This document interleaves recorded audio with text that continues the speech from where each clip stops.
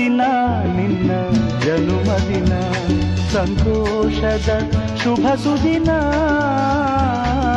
ಈ ಸುದಿನ ನಿನ್ನ ಜನುಮದಿನ, ಹಳೆಯದು ಮರೆಯಲಿ ಹೊಸತಿನಲ್ಲಿ, ಈ ಜೀವನ ನಲಿಯಲಿ ಹರುಷದಲ್ಲಿ.